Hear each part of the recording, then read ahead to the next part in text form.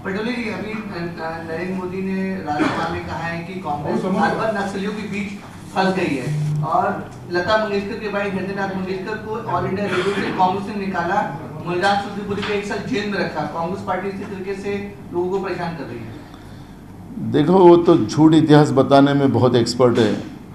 वो तो उनके वीडियो अभी बहुत सोशल मीडिया पे आ रहे हैं। वो एनसीसी में थे, एनसीसी के कैडर थे, ऐसा भी वो बोलते हैं। एक वीडियो में बोलते कि मैं तो पढ़ाई नहीं, कभी स्कूल में गया नहीं। एक वीडियो में ऐसा भी बोला जा रहा है। अमित शाह जी उनका डिग्री ग्रेजुएशन का, पोस्ट ग्रेजुएशन का डिग्री भी लेके दिखा रहे कि नहीं ये पोस्ट ग्रेजुएशन डिग्री कर चुके हैं। तो मूल सब्जेक्ट हमें उस विषय में इतिहास में जाना नहीं है। वर्तमान की क्या बात है? मंगेशकर परिवार के बारे में कांग्रेस की कितनी लगन थी, ये इनके साथ प्रमाण की गरज नहीं है। मैं कल 1 घंटा उनके परिवार के साथ बैठा था।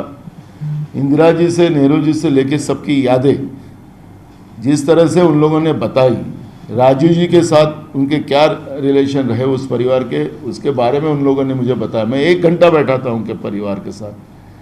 तो इनके प्रमाण पत्र की गरज नहीं है। और इस तरह का निष्ठापूर्वक राजकारण कांग्रेस ने इस देश में कभी नहीं किया। और इसलिए मैंने शुरुआत में कहा कि इनके हमारे को देश प्रेम की कोई सर्टिफिकेट इनके तरफ से नहीं चाहिए। देश की जनता अब इनको सबक देंगी। और इसलिए इस तरह की बौखलाहट जो देखने मिल रही है, जो राज्यसभा और लोकसभा में उन लोग कर रहे हैं, तो वह प्रदर्शन उनका लोगों को समझ में आ रहा है। ऐसे आरोप लग रहे कि हृदयनाथ मंगेशकर को ऑल इंडिया रेडियो से कांग्रेस ने निकाला। मैं कल उनके परिवार के साथ 1 घंटा बैठा था और इस विषय पे उनके परिवार ने, हमारे नेता फिर पंडित जवाहरलाल नेहरू जी हो, इंदिरा जी हो, राजीव जी हो, इनके बारे में जिस तरह से उनने मुझे बात बताई, मैं 1 घंटा के ऊपर बैठा था उनके परिवार के साथ। पूरा परिवार मेरे साथ पूरी बातें बता रहे थे। तो इसलिए ये लोग बाहर में कोई भी अपना खुद का ही इतिहास बराबर नहीं बता सकते, तो दूसरे का इतिहास क्या बता सकते? हाँ, देखो, इस तरह से छत्रपति शिवाजी महाराज के महाराज की बदनामी नरेंद्र मोदी जी ने लोकसभा में की, उसका निषेध हम करेंगे। और जो हम सभी पार्टी को हम आह्वान करेंगे कि उन लोगों ने भी इसका समर्थन करना चाहिए, क्योंकि छत्रपति शिवाजी महाराज के महाराज को बदनाम करने का काम जो बीजेपी और नरेंद्र मोदी जी जो बार बार कर रहे हैं, उसका निषेध हम पूरे राज्य में करेंगे। नाना, आपसे सवाल ये है कि आपने कहा कि नरेंद्र मोदी को इतिहास पता नहीं, जो हृदयनाथ मंगेशकर को लेकर जो सवाल है, तो ऐसे में अगर वो फ्लोर पे लोकसभा में या राज्यसभा में अगर झूठ कह रहे हैं, ऐसा अगर बार बार करते हो, ऐसा अगर आपका दावा है, तो इसके लिए क्या प्रावधान है उनके खिलाफ कुछ कार्रवाई करने का? क्योंकि संसद में झूठ नहीं कह सकते आप, या फ्लोर में। अब आपने तो उनको कितने बार लोकसभा में, उसके भी क्लिप हम आने वाले दिनों में दिखाएंगे। अब जो झूठ बोलने का ही उन लोगों ने कॉन्ट्रैक्ट ले ही चुके हैं, देश का इतिहास भी झूठ बताने का, लोकसभा राज्यसभा में भी झूठ बोलने का, तो उनका वो जो काम हो चुका है, तो वो रोज रोज बोले। हमारे यहाँ एक कहावत है महाराष्ट्र में, जो रोज मरता है उसके लिए रोज रोते नहीं लोग। तो इसलिए रोज झूठ बोलने वाले के बारे में क्या बोल सकते हैं? एक बात और उन्होंने कही कि कई सारी चीजें उन्होंने गिनाई कि अगर कांग्रेस नहीं होती तो ये नहीं होता। उसमें खास तौर पर उन्होंने आपातकाल का जिक्र किया, 1984 में सिख दंगों का जिक्र किया, और तमाम दूसरी चीजों का जो नकारात्मक चीजें उसको कांग्रेस का जोड़ा कि कांग्रेस नहीं होती तो ये भी नहीं होती। उस पर क्या कहेंगे? कांग्रेस नहीं होती तो आज तुम जो देश की प्रॉपर्टी एक एक बेच रहे हो ना, तो देश बेचने के लिए तुम्हारे पास कुछ नहीं रहता। एकदम सिंपल और सीधा सवाल मैं उनको पूछना चाहता हूँ, इस साल के भी बजट में तुमने 4 प्रॉपर्टी और देश की बेचने को निकाली। हर बजट में देश बेच के तुम देश चला रहे हैं। जब अंग्रेज इस देश से गए थे तब इस देश के पास क्या था वो पहले इतिहास में उन्हें जाना चाहिए, क्योंकि ये तो जाएगी नहीं, क्योंकि ये विचारधारा अंग्रेजों के साथ थी।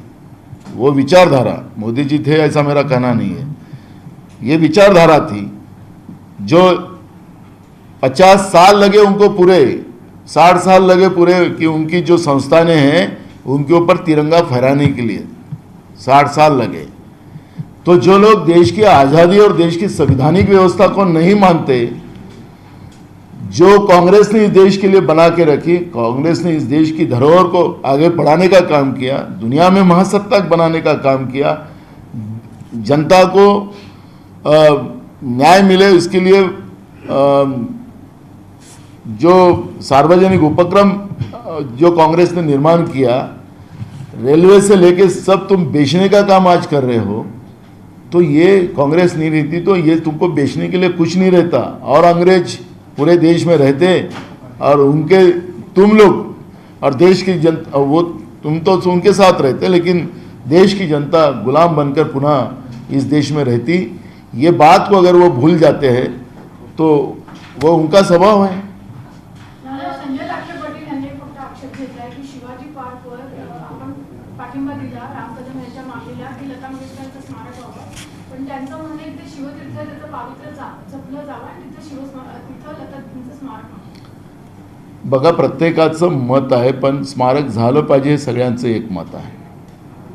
काँग्रेसची मागणी याच्यात स्पष्ट अशी आहे की आंतरराष्ट्रीय दर्जाचं स्मारक व्हावं। स्मारकं खूप असतात, लता मंगेशकर हे फक्त मुंबईपुरतंच नाही तर जागतिक पातळीवरचं एक आमच्या देशाची शान आहे। आणि म्हणून मागच्या पिढीला तर लताजीच्या गाण्याने तर मंत्रमुग्ध करून घेतलेलं होतं। आताची पिढी पण आजही लताजीच्याच गाणी ऐकतात आणि त्याच गाण्यामध्ये पण येणाऱ्या पिढीला लताजीची आठवण कायम राहिली पाहिजे। आणि संगीत हा जो विषय आहे, ही लताजी आणि संगीत गाणं याला वेगळं करता येणार नाही आणि म्हणून नवीन पिढीलाही सुद्धा त्याची प्रेरणा कायम राहावी म्हणून आंतरराष्ट्रीय दर्जाचं स्मारक लताजीचं या मुंबई शहरात व्हावं ही मागणी काँग्रेसची आहे। ती शिवतीर्थ एक बघा ते ऐकतो ना, शिवाजी पार्क किंवा कुठं त्याला जागेची अट नाही, लताजीचं स्मारक ज्या ठिकाणी होईल तिथं आपोआप जगातली लोक जाणार, देशातली लोक जाणार। त्याच्यामुळे शासनाला त्याचा निर्णय घेऊ द्या, कारण की आखरी या सगळ्या हे कारण की पवित्र जी आमची लता दिदीच्या बद्दलची जी भावना सगळ्यांची आहे त्याच्यामधलं कोणाचंही दुमत राहू शकत नाही, ही भूमिका आहे। आणि कुठे जिथं लताजीचं स्मारक झालं आंतरराष्ट्रीय दर्जाचं तिथं लोक जाणार, कारण आवर्जून जाणार, फक्त ती कायम आठवण आणि त्याच्या ते लताजीचा आवाज हा नवीन पिढीपर्यंतही सातत्यानं पोचत राहावा ही संकल्पना त्याच्यातली आहे। पण आज विषयाला तुम्ही आमचं आज बदल देऊ नका। आज आमचा मूळ विषय महाराष्ट्राचा अपमान आहे, छत्रपती शिवाजी महाराजांच्या महाराष्ट्राचा अपमान आहे।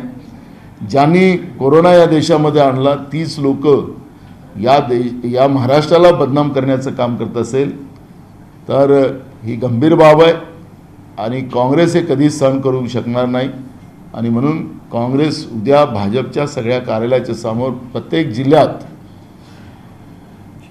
शर्म करो मोदीजी असे फलक लावून आम्ही उद्या पूर्ण राज्यभर हे आंदोलन करतो आहे। ये बात ये बताइए कि कहाँ का आंदोलन होगा, कैसा आंदोलन? पूरे महाराष्ट्र में कल महाराष्ट्र का जो छत्रपति शिवाजी महाराज का अपमान कल नरेंद्र मोदी जी ने लोकसभा और राज्यसभा में किया है, उसके विरोध में शर्म करो मोदी जी ऐसे फलक लगाकर पूरे महाराष्ट्र में बीजेपी के कार्यालय के सामने हम कांग्रेस के कार्यकर्ता आंदोलन करेंगे। ये क्या साइलेंट आंदोलन होगा, घोषणाबाजी होगी क्या? सिर्फ घोषणाबाजी होगी। नाही, पण आशिष शेलारांनी आता तुमच्या या विधानावर म्हटलेलं आहे की अंगावर नका आम्ही शिंगावर घेऊ, अंगावर नका। आम्हाला आम्ही अंगावर कोणाच्या जात नाही, आम्ही आमच्या महाराष्ट्राच्या अपमानाच्या बद्दल बोलतो आहे। ज्यांनी महाराष्ट्राचा अपमान ज्यांना सहन करायचं असेल तर त्यांनाही महाराष्ट्रद्रोही म्हणून आम्ही जाहीर करणार आहोत। त्याच्यामुळे कोणी अंगावर यावं हे त्यांचा भाग आहे। आम्ही महाराष्ट्राच्या अपमानाच्या बाबत बोलतो आहे, महाराष्ट्राच्या जनतेच्या अपमानाच्या बद्दल बोलतो आहे आणि जे महाराष्ट्रात नाही, महाराष्ट्राच्या जनतेबरोबर नाही त्यांनी काय करावं तो काही नाही। आम्ही हिंसा हे आमचा कधी भाग राहिला नाही। ज्याला हिंसेसारख्या गोष्टी करायची असतील त्यांनी कराव्या। हम बम्बई में रहेंगे। और बीजेपी ऑफिस कौन से? मुंबई बीजेपी ऑफिस में रहेंगे या हम बम्बई में रहेंगे गांधी पुतले गांधी जी के पास। दादा कल जैसे मोदी जी ने भाषण किया था उस 60 मिनट के भाषण में 50 बार कांग्रेस का उन्होंने नाम लिया है। 2014 में भी कांग्रेस का नाम लिया, 2019 में भी कांग्रेस का नाम लिया। अभी मोदी जी तुम छोटे नहीं रहे हो, अभी देश को कितना बेचा है उसके बारे में आप बात करो। कांग्रेस पे आरोप लगा कर तुम अब बच नहीं सकते। पर जिस तरह से कल महाराष्ट्र का विरोध करते हुए मोदी जी दिखाई दिए, उसके बाद आज शरद पवार जी के बारे में उनका उदाहरण लेके जो है वो गांधी जी मतलब देखो, हमने एक बात साफ कह दिया है कि राष्ट्रपति जी के अभिभाषण के ऊपर ये चर्चा थी और राष्ट्रपति के अभिभाषण के ऊपर जो चर्चा हुई थी, जो सरकार की गलतियां हुई उसके बारे में सभी अपोजिशन ने सरकार की बातें सामने लोकसभा और राज्यसभा में लाई। तो प्रधानमंत्री जी से हमारी उम्मीद यही थी कि जो गलतियां हुई उस गलतियों के बारे में उन्हें देश की जनता से माफ़ी मांगकर देश कैसा आगे बढ़ेगा इसके बारे में बोलने की ज़रूरत थी। क्या उसमें पॉलिटिकल भाषण, मैंने तो आज तक देश के प्रधानमंत्री का इस तरह का पॉलिटिकल भाषण नहीं सुना, चुनावी भाषण नहीं सुना। ये चुनावी भाषण राज्यसभा और लोकसभा में चुनावी भाषण अगर हमारे देश के प्रधानमंत्री करने बैठे हैं तो ये हमारे देश के लिए सबसे बड़ा घातक है। इसलिए कौन किसकी तारीफ करे, किसी के प्रमाण पत्र की जरूरत नहीं। लोकतंत्र में हम मानते हैं कि जनता का प्रमाण पत्र यही सबसे बड़ा होता है, किसी के दिए हुए प्रमाण पत्र से कोई बड़ा नहीं बनता। स्मारक को लेकर बीजेपी ये मांग है कि शिवाजी पार्क में होना चाहिए, आपने कहा कि देखो, हमने कल भी कहा था कि अंतर्राष्ट्रीय दर्जे का ये बनना चाहिए। वो शिवाजी पार्क में बनाए या कहाँ बनाए वो सरकार का दायित्व बनता है, लेकिन ये स्मारक नहीं, छोटा सा स्मारक नहीं बनना चाहिए, अंतर्राष्ट्रीय लेवल का ये स्मारक बनना चाहिए। सरकार ने कहाँ बनाना है वो प्रॉपर जगह ढूंढकर सब लोगों को मिलकर, क्योंकि ये लता दीदी जी ये कोई एक सीमित दायरे में रहने वाली व्यक्तिमत्व नहीं था। ये पूरे देश की दीदी है, देश की लड़की है, देश की बहन है और वो शान है।